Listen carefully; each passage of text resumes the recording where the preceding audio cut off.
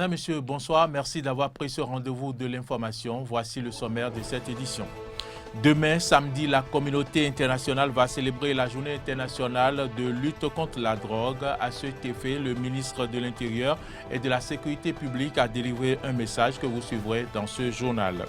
Handicapé physiquement, mais pas moralement ni intellectuellement, Tanguy Bonou, malgré sa myopathie, est aujourd'hui détenteur d'une licence professionnelle en finance et comptabilité. Nous sommes allés à la rencontre de ce vainqueur de la fatalité. Les dirigeants européens réunis au sommet ce jeudi à Bruxelles n'ont pas pu s'entendre sur l'opportunité d'un sommet avec le président russe Vladimir Poutine. Voilà, le développement, c'est maintenant.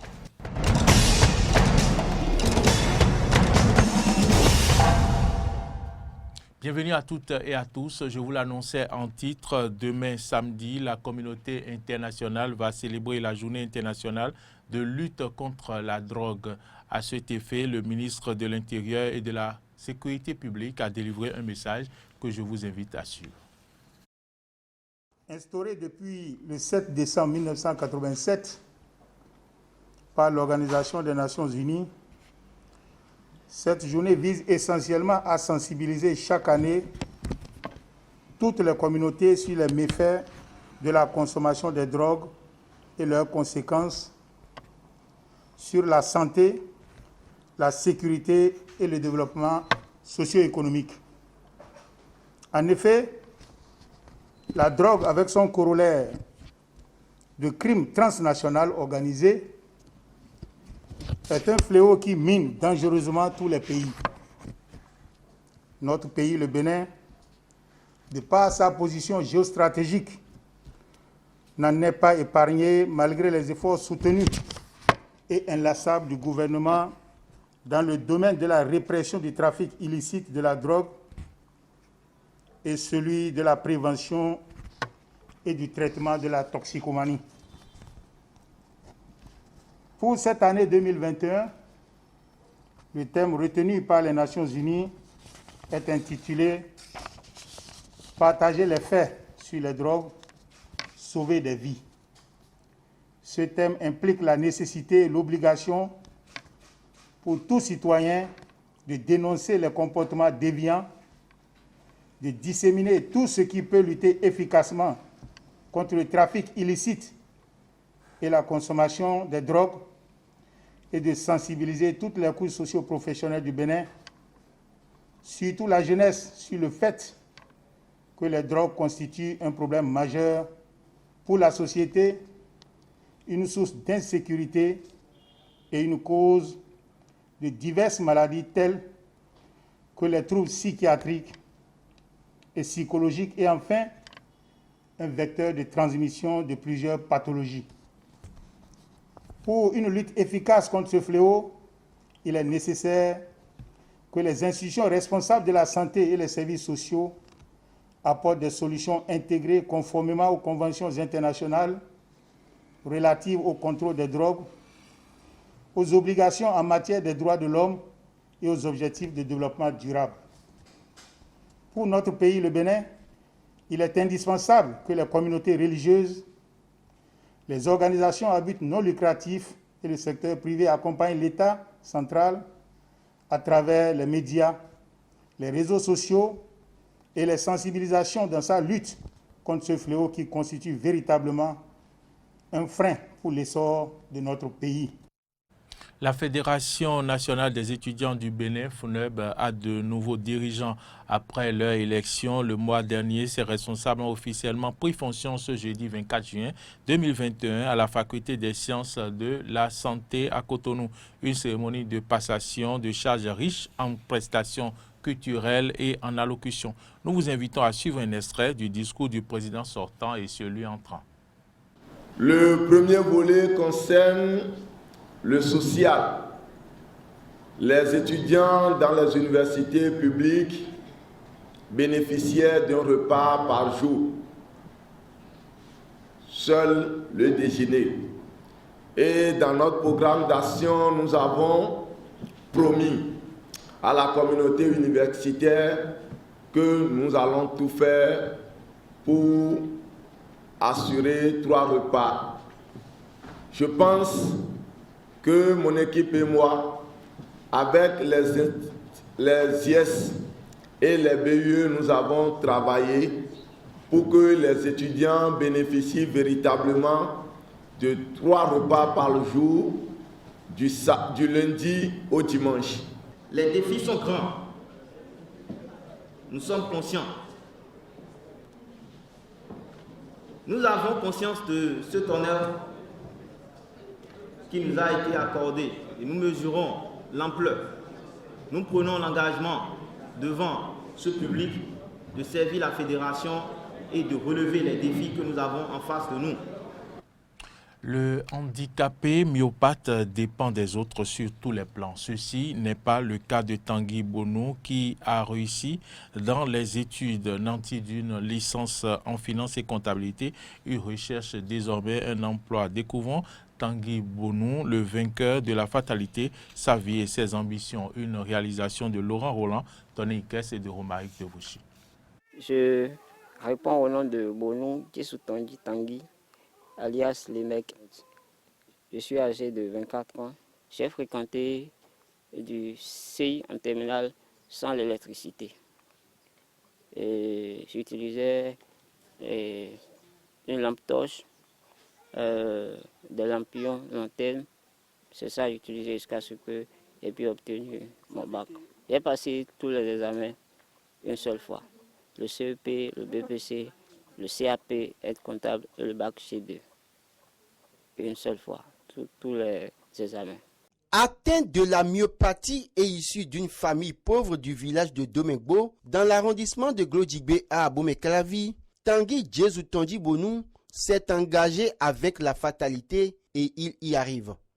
Lundi 7 juin 2021, celui qui aurait pu se retrouver sur les carrefours et contraint à la mendicité a par contre soutenu avec brio son mémoire de licence en finance comptabilité et audit.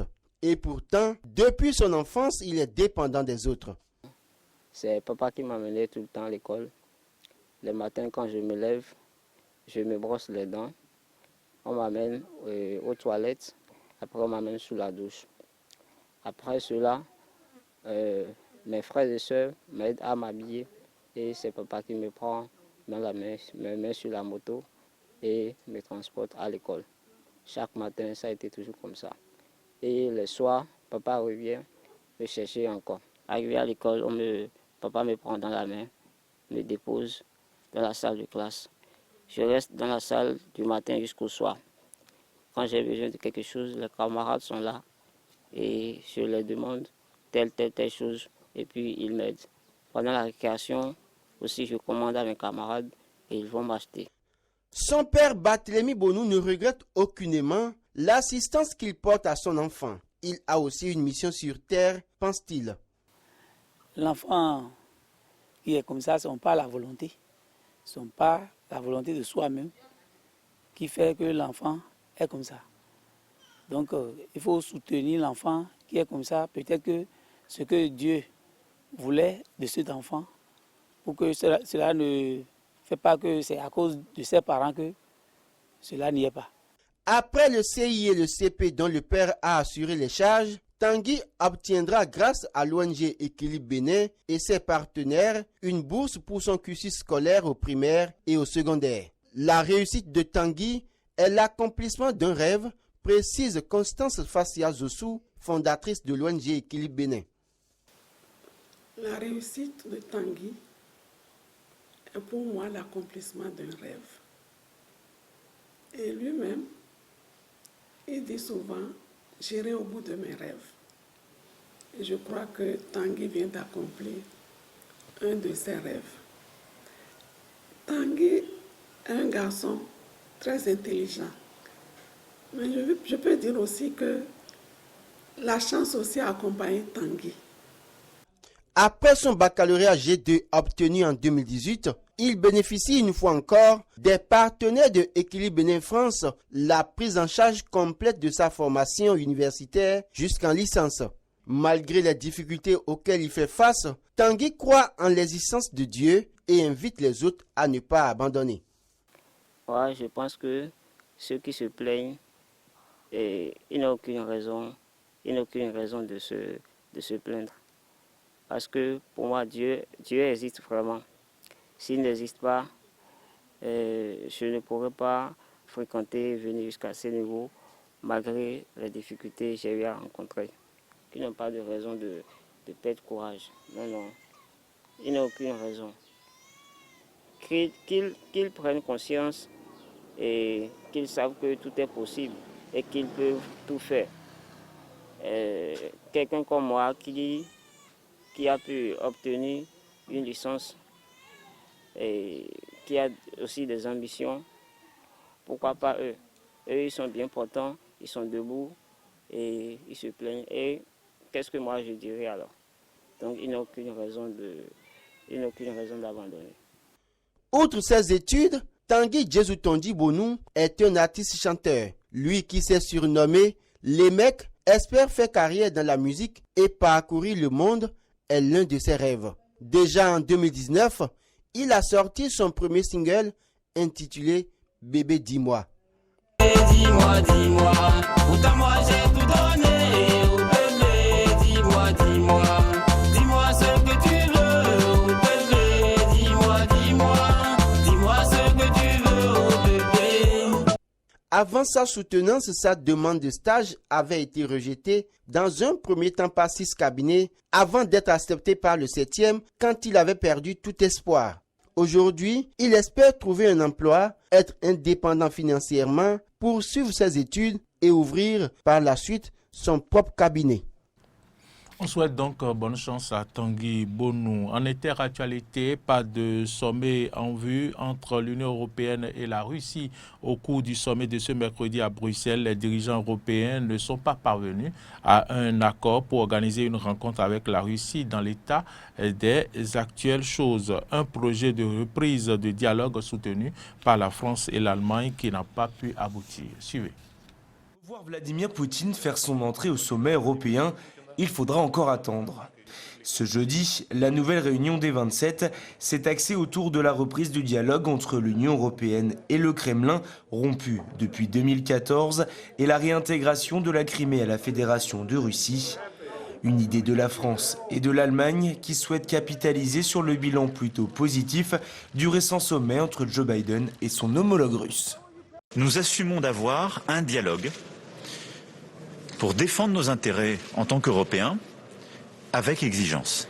Et donc nous définissons l'unité des Européens dans ce dialogue avec la Russie. Nous assumons ce dialogue, qui est un dialogue nécessaire à la stabilité du continent européen, mais exigeant parce que nous ne cédons rien de nos valeurs ni de nos intérêts. Une initiative bien accueillie par le président russe Vladimir Poutine, mais pas par tous les membres de l'Union européenne. Pays-Bas, Pologne, Roumanie, Suède et Pays-Baltes ont fait savoir leur désaccord.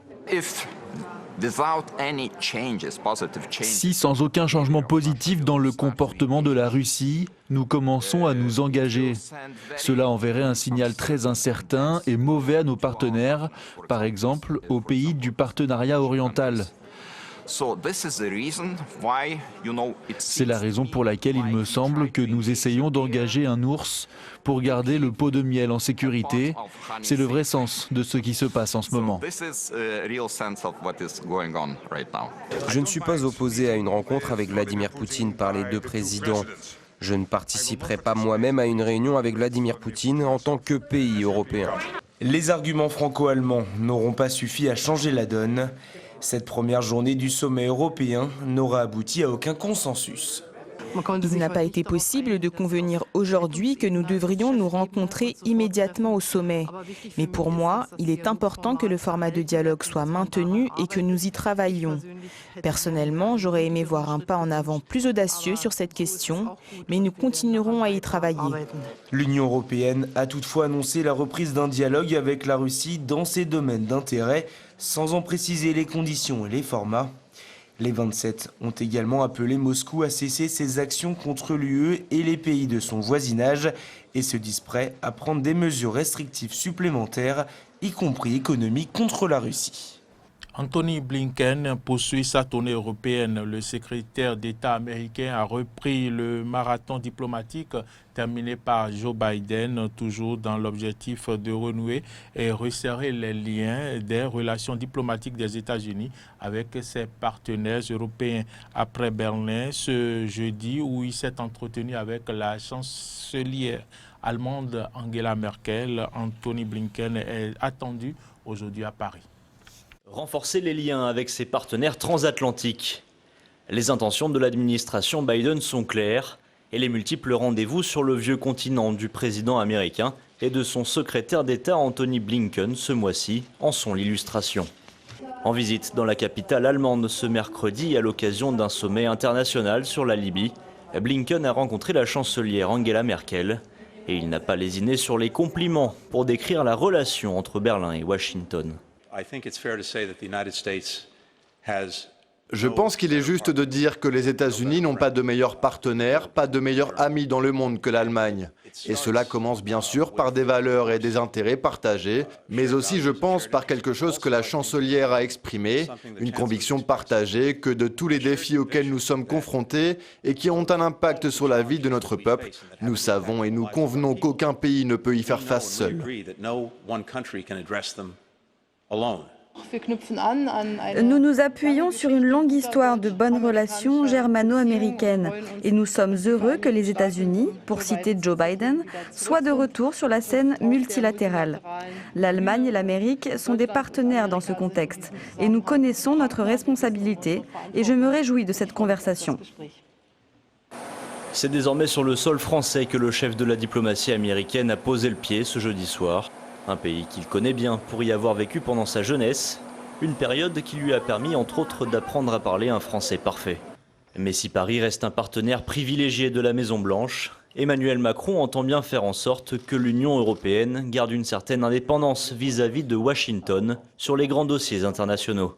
Je me félicite du réengagement américain dans le concert des nations et dans ce multilatéralisme coopératif.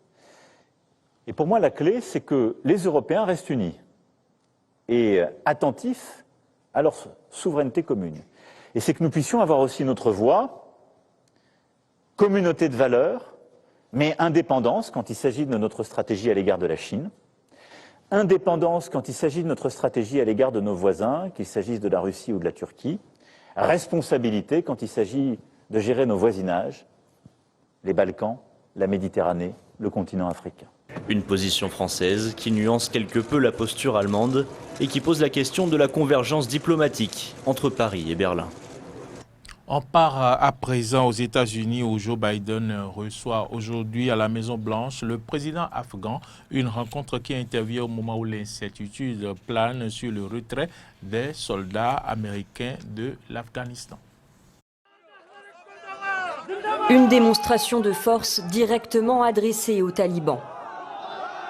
En tenue militaire, armes et drapeaux afghans à la main, une centaine d'hommes défilaient ce mercredi pour mettre en garde ceux qui menacent la paix en Afghanistan, mais aussi pour afficher leur soutien aux forces de sécurité du pays.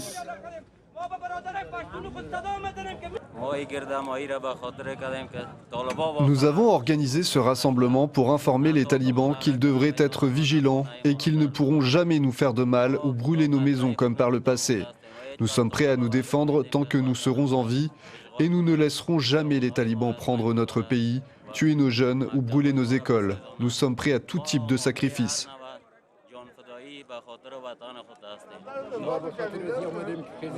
Nous sommes ici pour mobiliser la milice locale, car les talibans et les insurgés pakistanais provoquent des affrontements et des troubles dans notre pays. Ils tuent des gens, nous sommes donc là pour lutter contre eux et les combattre, jusqu'à ce qu'ils soient anéantis. Des milices armées formées dès le mois d'avril à l'appel de Zulfikar Omid, un leader hazara, une minorité chiite particulièrement ciblée par les talibans et Daesh. D'autres groupes ethniques ont également décidé de s'armer. Une nouvelle ligne de défense alors que le retrait des troupes américaines d'Afghanistan a commencé le 1er mai. Depuis, les talibans ne cessent de gagner du terrain. Une avancée qui inquiète les Nations Unies. D'après la représentante spéciale de l'ONU à Kaboul, Plus de 50 des 370 districts afghans sont tombés entre les mains des talibans. La poursuite par les talibans de cette campagne militaire intensive serait une ligne de conduite tragique. Elle conduirait à une violence accrue et prolongée qui aggraverait les souffrances du peuple afghan et menacerait de détruire une grande partie de ce qui a été construit et durement gagné au cours des 20 dernières années. Le conflit pourrait s'étendre à d'autres pays de la région. Mardi, les talibans ont pris le contrôle de Shir Khan, le poste frontière le plus important avec le Tadjikistan.